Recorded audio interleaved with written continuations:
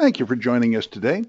My name is Bill Baker with Firestorm, and we're pleased to have you joining us for this University of Alabama College of Continuing Studies Crisis Coach webinar.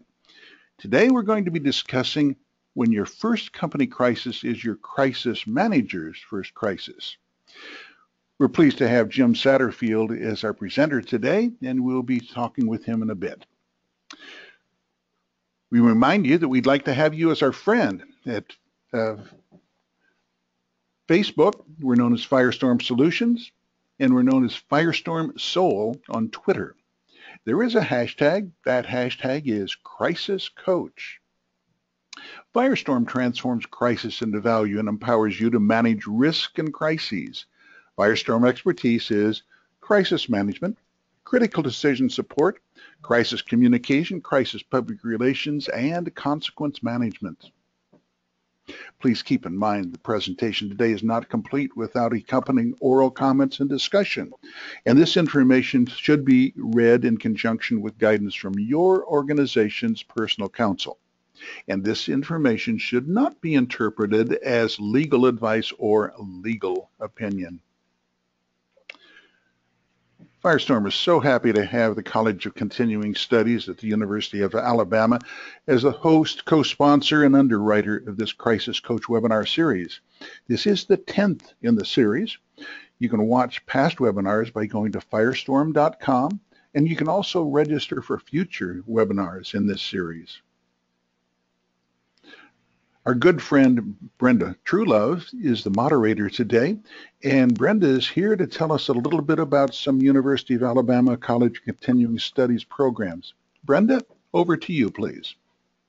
Good morning, and thank those of you who are online to participate in our webinar today, along with my great partners from Firestorm.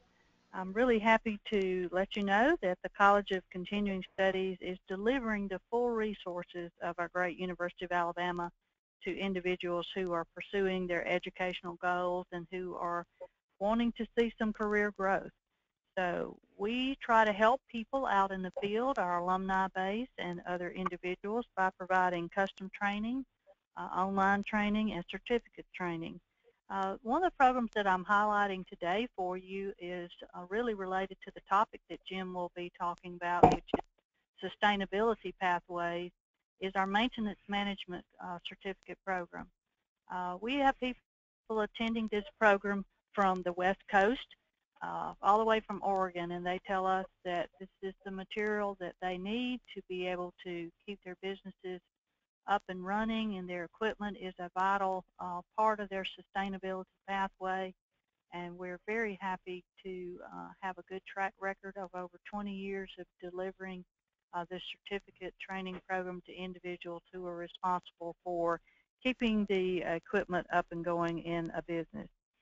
So we really like to keep on the cutting edge of what's going on out in the business world. And a lot of people forget that if your plant and your equipment is not working well, that you're losing money, and that your ability to stay in business is really affected by keeping your equipment in top-notch shape. So that's one of the strategies that we use to help individuals, is to schedule different courses that pertain to the processes for the management skills that go with maintenance. We have 2 courses upcoming in November, back-to-back, Managing Factory and Process Industry and Managing Building and Facilities here on the campus of the University of Alabama. We are coming to you today from the beautiful Bryant Conference Center, named in honor of late Coach Paul W. Bryant. And we have a great history of providing the skills that people need to be able to go back to their workplace and put those skills that they've learned into place. So thanks, Jim, again, and the people online. If you have any questions at the end, I'll be glad to try to address those. But we really want to encourage people to be lifelong learners, and by doing that, you raise your competency level and demonstrate your ability to keep growing and keep improving your skills and competencies for advancement in the workplace. So, Jim? Thanks, Brenda. It's always a pleasure to speak with you and the University of Alabama. and the 1 million alumni that are out there as we talk about challenges that are facing all of us, and whether the crisis is caused from a maintenance issue or sustainability. We live today in an environment where we're not sure what's going to be happening, and we need to be prepared to handle it.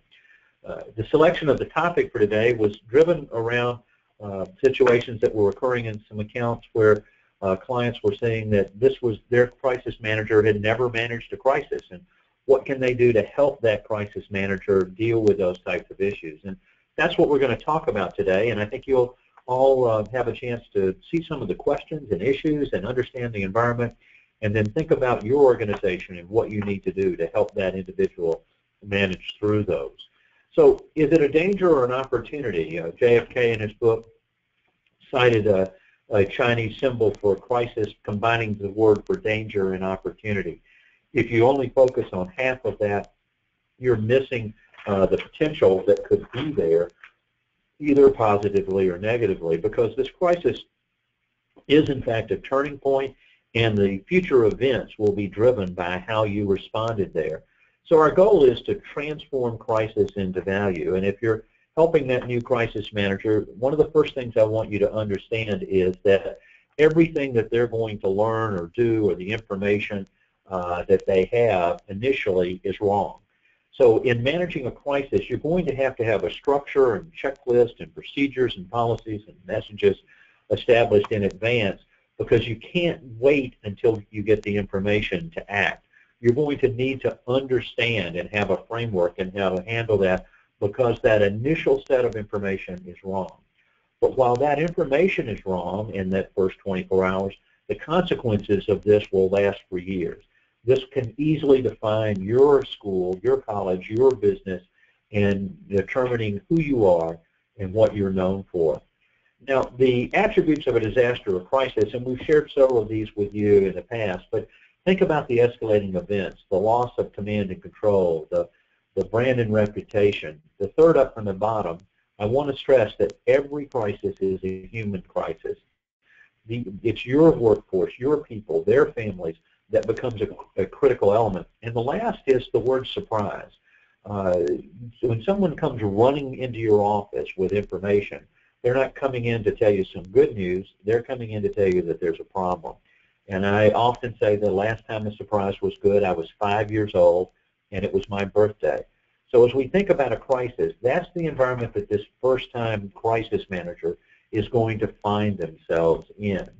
But there's another thread I want to make sure that you're thinking about in planning, and this will probably be a new concept to you. If you've done a vulnerability and threat assessment for your organization, or you've done a hazard impact analysis, and you've listed down natural events and workplace violence and a variety of others, I have a new vulnerability I'd like you to list, and that's visibility vulnerability.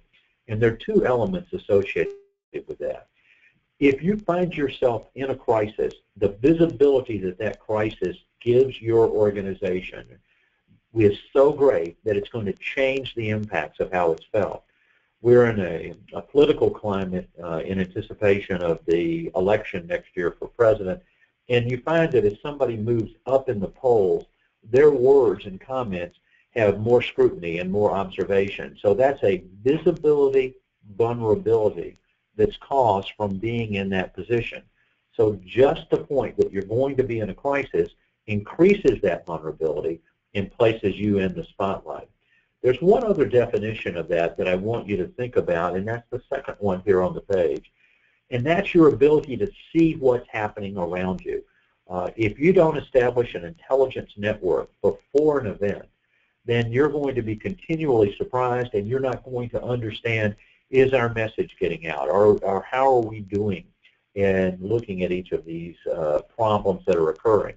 So today we live in a different environment, and we'll talk a little bit more about it, but the key element here is that if someone is in this position, people are going to be talking about it, and they're talking today on social media. And if you're not monitoring that, you're going to be missing a key intelligence element to help you drive your decisions that you need to make at every step along the way. And fortunately, we live in a time where monitoring social media There are tools that are available, and you can create your own intelligence network. In the case of workplace violence, if someone intends you harm, 80% of the time a second person knows. And 67% of the time, 2 or more people know, and when they know, they talk. And where do they talk? They talk on social media.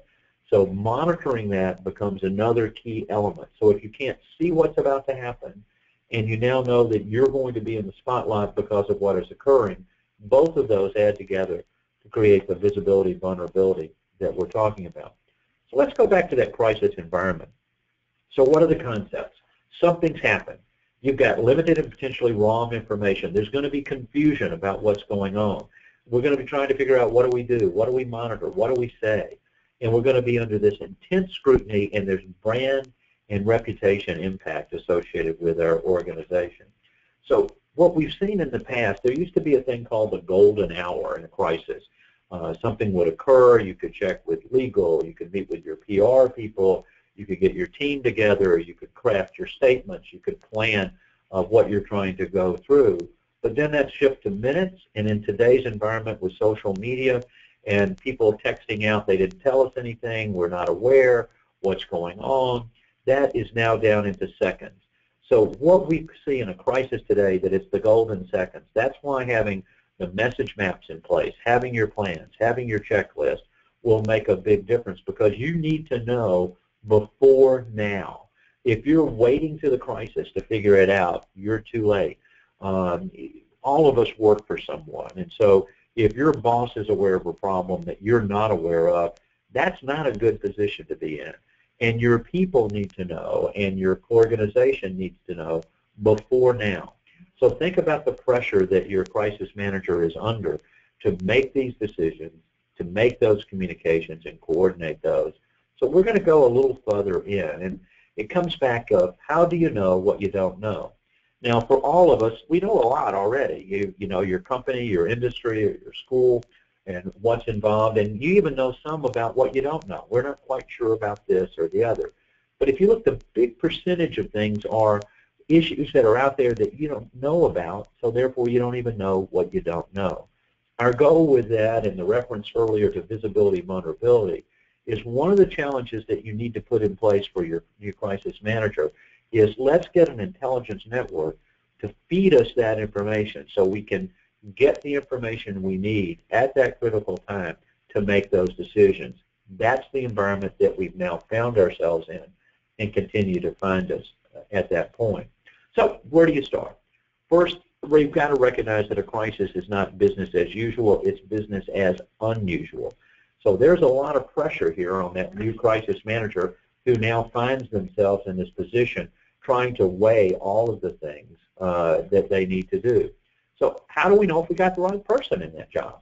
Well, the types of characteristics that we'd be looking for in your crisis manager is, first of all, somebody that's decisive, because we're going to need to make decisions. If you look down there in the must be, and the word general is there, every crisis needs a general. It's not a time that we go and become touchy-feely and everybody's opinion matters and we're going to take a vote and every vote has to be unanimous. You have to process information and make decisions. We need someone that has great communication skills. They need to be clear and concise, and the ability to deliver the message. They've got to have sufficient authority delegated to them to run this crisis, and most people need to understand the expertise that they have and bring to it. And they've got to develop good relationships. We're looking for someone that has that team working for them, and they work well in that team environment. You see some other attributes listed below about they're seen as being authority, they're credible, they're knowledgeable, they have some area of expertise. But the last bullet there is resourceful. If this isn't business as usual, there's a lot of things going on. There's a lot of moving parts, and they're going to need to be able to bring those together to make those decisions. So as we think about it, what's the roles and responsibilities they have? If you want to summarize it in 2 words, it's make decisions. Then all of the actions that you see listed here, managing the recovery effort, coordinating communications, providing oversight and guidance, giving reports back into executive leadership and the board, all of those elements come together. So this is not something that your most junior new person is going to be able to carry forward. I will also recommend that your crisis manager not be your CEO or your president of your organization. They'll be dealing with other elements. You need someone else that's going to be free to act and to carry out those actions as we think about it. So we've talked about, do we have the right person? What kind of experience do they need? What are the roles and responsibilities they're going to play? Let's put this in the stages that events are going to occur. First, we look at 5 stages of escalation in a crisis.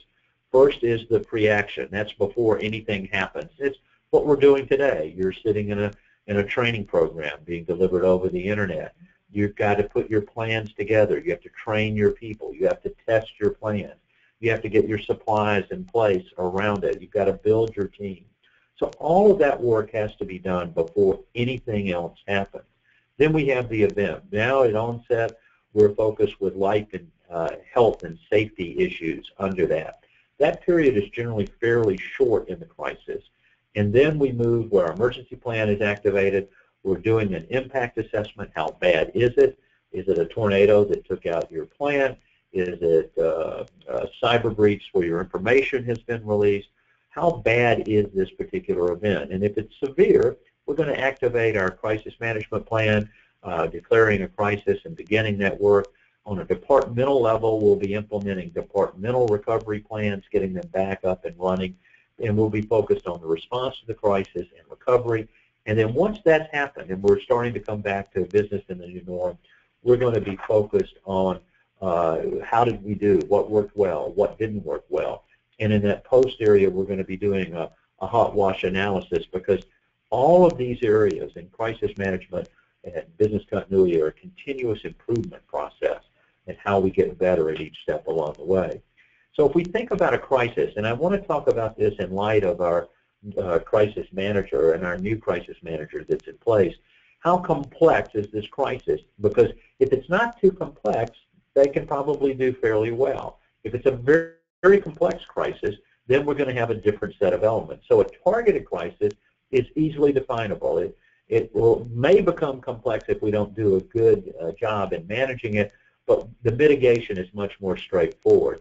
This could be a single event that's occurring, and it could involve one location or one area. It could be where we talked about the sustainability area that Brenda was mentioning earlier. A key piece of equipment is down. Now we know what we need to do.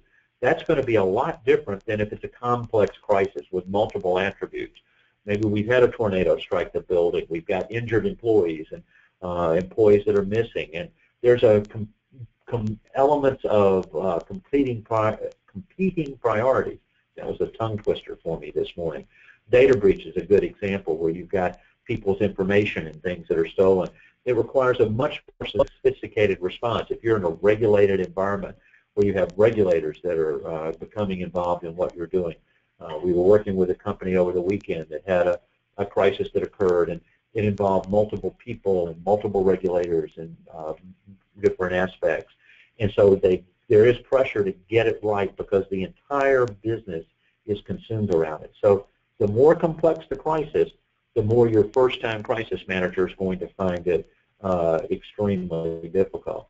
We also have to think about a crisis in terms of a time to react. So if one axis is the complexity, the other is the reaction time. Now, by definition, a crisis is going to require something that's dealt with reactively to the event that's urgent.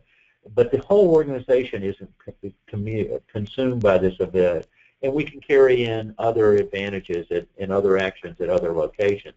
But if it's an extremely urgent, that the entire organization is consumed, the data breach is, again, a good example to give here.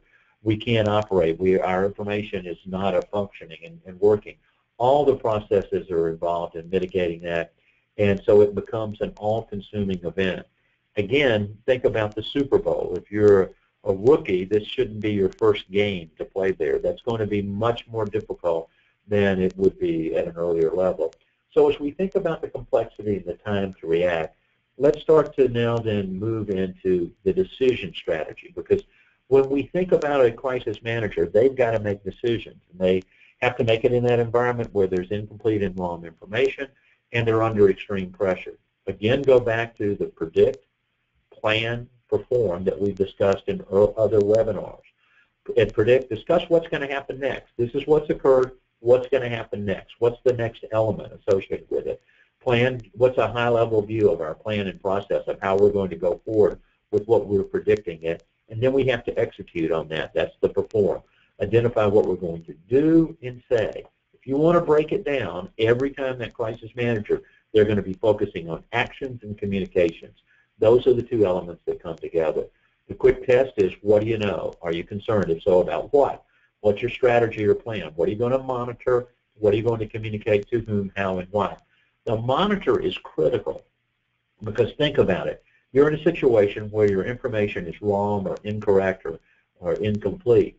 If you've decided that it's going to be one way, and then as you monitor you find out, no, it's going to be something else, you're going to have to adjust your plan and you're going to have to shift it. So the area to help the first-time crisis manager is have them focus on this quick step and the predict, plan, and perform as they move through the process. So let's move away from this strategy portion and think about what are the questions that we need to ask. In a crisis, we're under a great deal of time pressure, as we've already discussed. So you're going to be establishing what's occurred, what's your plan, what are your three key messages. For each vulnerability and threat that you're faced with, that you've identified earlier in your vulnerability and threat assessment or your hazard matrix analysis, what are your three key messages to each stakeholder group? If you've got those identified in the past, bringing them forward here, even if we have to edit or update, because it's easier to edit than it is to create, it'll make a difference. What training? Do we have a spokesperson here? What are the internal and external parties? What are their agendas? Are we in a situation where there's a union that's trying to use whatever's occurred against us? If there's a competitor that's attempting to do that, is there a political figure who has an axe to grind or is trying to leverage this particular crisis to put it together? If you bring in a crisis manager, and I would strongly recommend that, then you've got an objective third party that can help. I would normally recommend that that person come in and be engaged by your external counsel or your general counsel to establish attorney-client privilege at that point. By the way, here's a commercial. Firestorm would certainly be glad to be that crisis management firm, and the fact that we've managed crises makes a big difference. So if you're thinking about bringing an outside crisis management firm, understand what crises have they managed. Also, records retention is going to become a critical area to think about and be prepared, so establishing how we're keeping our documentation at each step along the way. So we've thought about this now, we've had our questions. What are our actions? All of these actions that you see here will need to be addressed by this first-time crisis manager. You'll see they relate back to the questions that we had and building in each of these areas as we start to put these elements in place.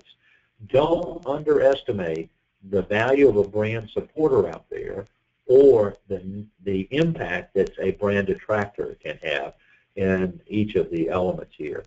You've got to have an intelligence network in place to continue to map to see, is my message getting out? Are my people doing what they need to do? And there are notification companies here. There are multiple medium channels that could be reached. That call center is also one that's oftentimes missed. If you're having a high volume of calls coming in, that could overwhelm your normal switchboard capabilities, and the ability to stand up a call center to be able to answer employees' or customers' questions or the public's questions become apparent. We team with a company called Black Swan, and they have the ability to open a call center up within 60 minutes to be able to up and field those calls that are coming in to help support you. So planning how you're going to communicate and deal with the media, and as long as we're going to talk about media and a crisis manager, I think it's now time to get into that a little bit further in depth. I want you to think about, if you're going to communicate, why are you communicating? And you need to ask yourself that question 5 times. Think about dealing with a young child and you tell them don't do something, and then they ask why, and you give an answer. Then they ask why, and then you give another answer. And at some point you run out of patience with all those whys.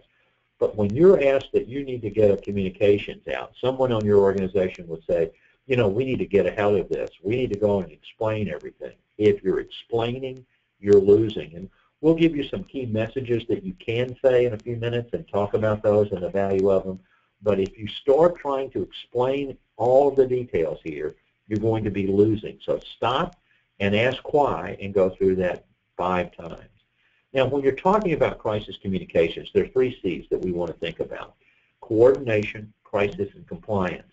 Initially, all of your communications are going to be coordination-oriented. They're going to be internally, telling your people what you want them to do. I put cyber breach in here because we're getting more calls right now about the exposure from cyber breach than any of the other risk elements. But this would apply if it was a workplace violence episode.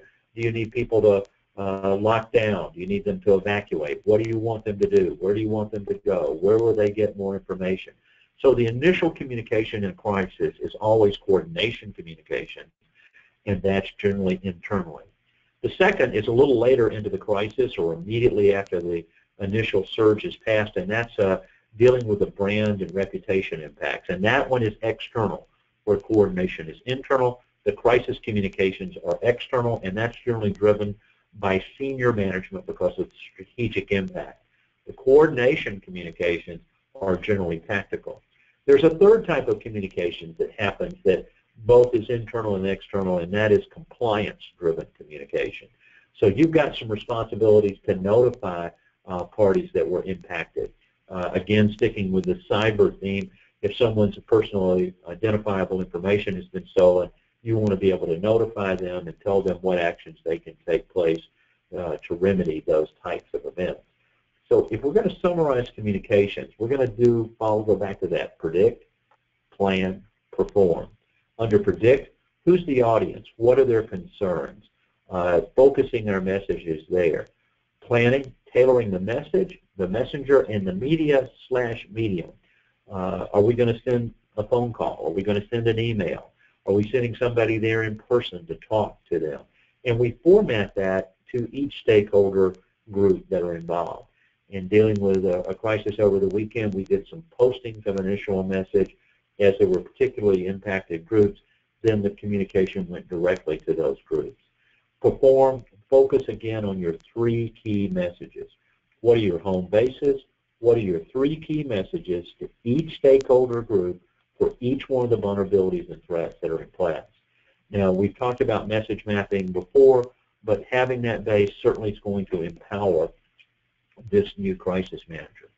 So it's not a matter of this could occur, it's a matter of when it occurs. So the warning, the quicker and earlier intelligence that you get, you need to know before now.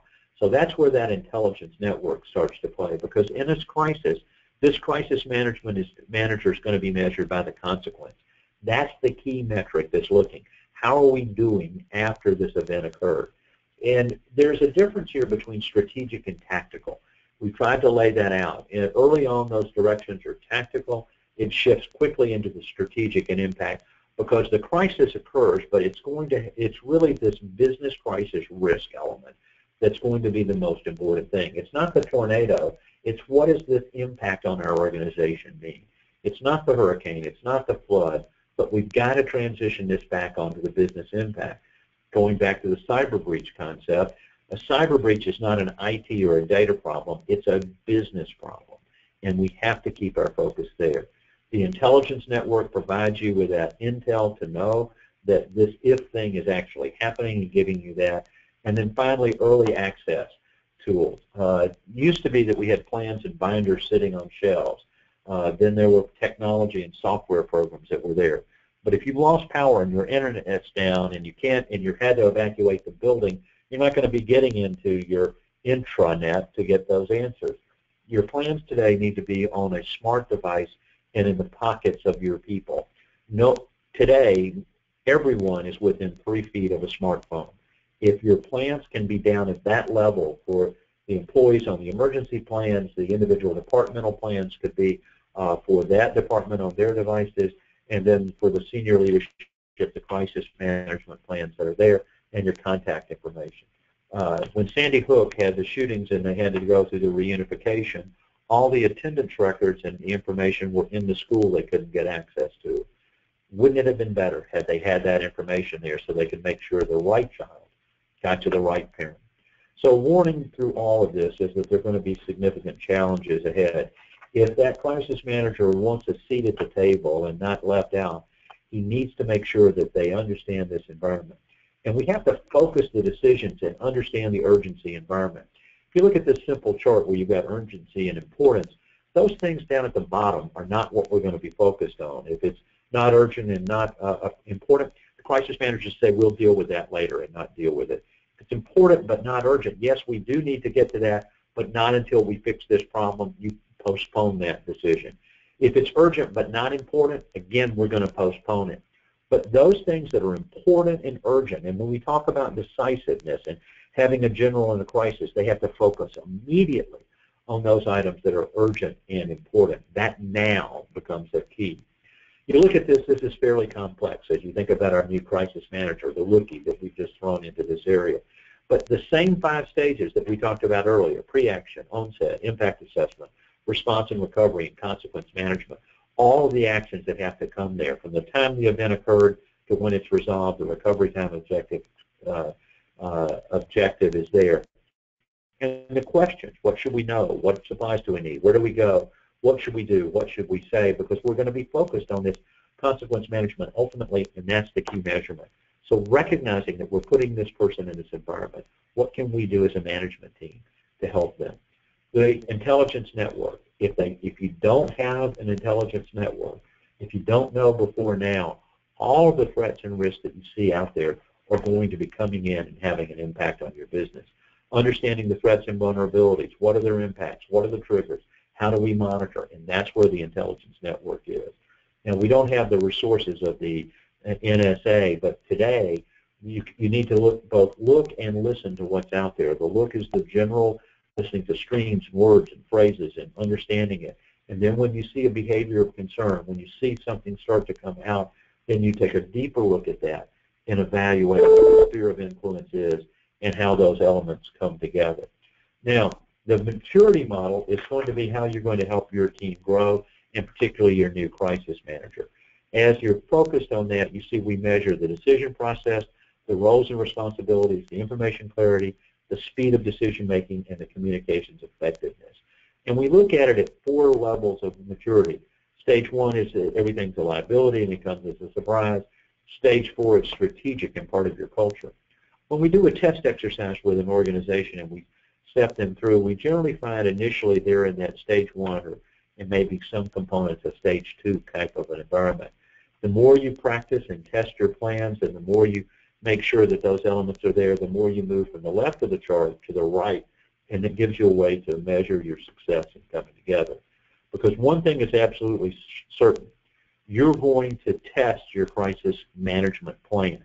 The only question is, are we going to test it in the crisis, or are we going to test it beforehand to better understand what we're doing and how we do it? Because there's something that comes apparent here. When minutes matter, seconds count. That's why having the plans, having the training, and having that crisis management ready to go and being able to start. We talk a lot about predict, plan, perform, and that methodology. It works. If you've got a first-time crisis manager, you've got to predict that they're going to be under stress, that there's going to be uncertainty, and we have to do everything we can to help them understand and give them the tools for them to be able to predict what's going to happen next in the face of incomplete or wrong information. They have to have checklists by each one of the stages of that crisis as it escalates. What are the actions that need to be taken? What are the messages that need to be communicated? Because when it's your people, it's your company, it's your organization, it's suddenly personal, and that impact makes a significant difference on the organization. So there's a lot to think about when we think about this first-time crisis manager, and we think about putting them in a situation that's extremely high profile, and it's going to create a major difference. To perform, if we're having that expectation, we want to make sure that we've given them supplies, the plans, the tools, that we've done the training, that we've done the testing that's there, and very important, that we have the intelligence network and the monitoring to help guide them through that process. So next steps. Do you want to know what's going to happen tomorrow? And I think the answer to that is, yeah, you can't afford not to. Now, some things are fairly easy to identify. If you're in a region of the country where there are tornadoes, that can be a portion of your planning. If you're in California and you're worried about earthquakes, or you're in Florida and maybe thinking about hurricanes, or today with 2 million episodes of workplace violence annually in the United States, those elements, what's our system to monitor those? What's our intelligence network? How does that feed in? And what are the triggers to action? So we focus on how we monitor and specific triggers of action. By the way, the failure to monitor all threats and risks is one of the 5 common failures in a disaster or a crisis. So there's some opportunities here. I talked about testing your plan. We did a program with 350 companies in August where we ran a virtual test exercise, and the companies put their crisis management teams around tables, and as the escalations came through, they focused on what they knew and what their plans were and what they were monitoring and what their communications were. We're going to do that again this coming in December. We're going to run 2 sessions because we have found that sometimes people have a conflict on a particular day. The first will be on December the 8th at 2 p.m. Eastern. The second will be on December the 14th at 2 p.m. And this exercise is going to be a cyber breach exercise. We've had more demand for that than any other exposure. So, and remember, a cyber breach is not an IT problem, it's a business problem. And so we'll set that up. You can have your team around the conference table. We'll go through the escalation. And that exercise will be 90 minutes. An exercise will need to take that length of time to develop to the various stages. There'll also be a hot wash afterwards where you can share that element. And for those of you who participated in the August one, you know that these are very fast-paced as you're moving through and are on the clock. Again, there's no cost for that, and that's something to put on your calendar. The reason to let you know about it, one of the requests we had was people needed time to be able to get it on the calendars within the companies. So you, those are the 2 dates, the 8th and the 14th of December, 2 o'clock, and you can attend one or the other. Sometimes we've had companies do this with multiple offices where they've linked together and handle their coordination. Make sure your plans align to standards and best practices. We've been consistently giving you that theme as we move through each individual area. Design an intelligence network. If you are saying, well, I'm not sure we have one, then you don't. Now, a lot of times we find marketing and advertising is monitoring social media to see if the ads worked and the response rate. But this is another element. We had a client who had a location where there was a posting that they were going to go to that location and shoot everyone on Friday. They found out about it on Wednesday. We started doing the analysis and were ultimately able through social media to identify the person's name, their girlfriend, their sphere of influence and contacts, their actual name, the picture, and their home address, gave it back to the company, and they could turn it over to the police. If you don't have an intelligence network, you're operating in the blind, and now you're putting your crisis manager at extreme risk as you vary forward. Create an instant access tool. Get those plans on those smart devices. If you need help on that, we can do. Schedule crisis coach training as you're getting this today or having it done within your company. So there's a lot of things that you can do. Obviously, our thanks today to the College of Continuing Studies at the University of Alabama and the upcoming 2 conferences, and I would encourage you to do and attend this training. They've got one coming up after the first of the year on cyber breach and cyber risk you might want to put on your calendar also. So, Brenda, any words you want to share with us at this point? Yes, Jim, thank you so much. I always learn something from you when I participate in the webinars. That 80% really stuck with me today, that 80% someone else knows about their plan to do something. That's a very high percentage.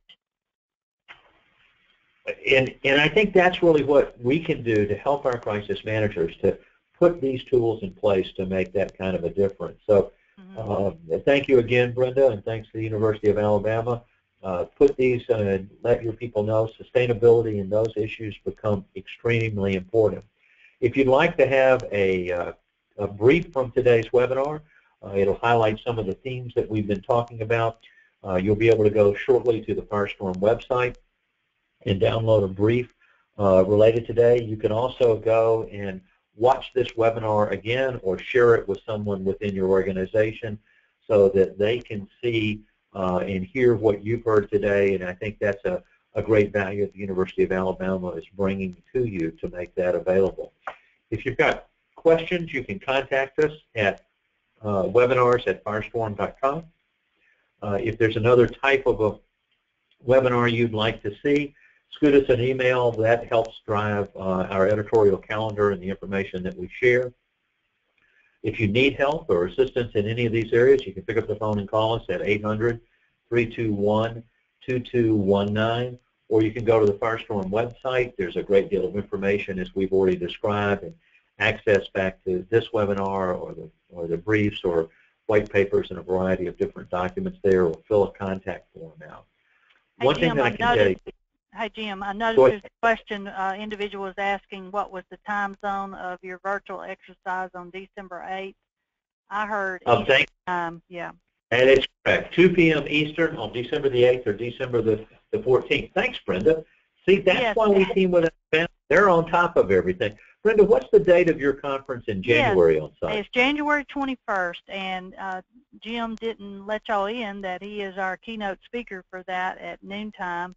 It's a one-day workshop, and it's really targeted to C-level executives because, as Jim has so carefully described to us, you know, it's a business crisis. It's not an IT crisis, and the title is Cyber Force Security, Risk, and Mitigation, January 21st here at the Bryant Conference Center on the campus of the University of Alabama.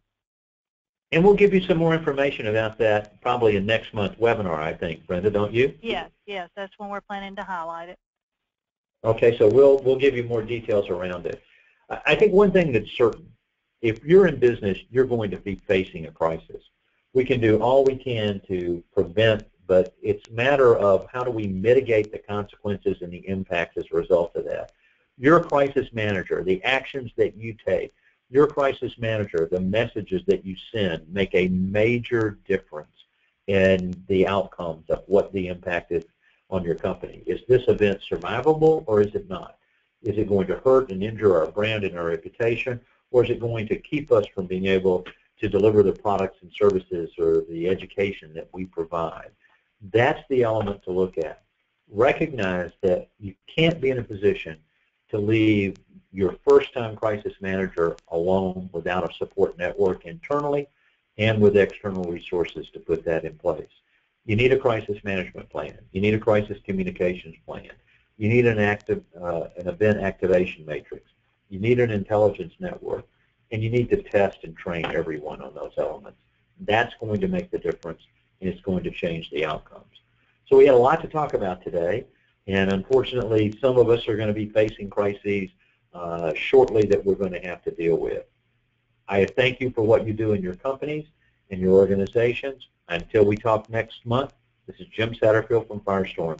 Have a great day. Goodbye. Thank you, everyone. Goodbye.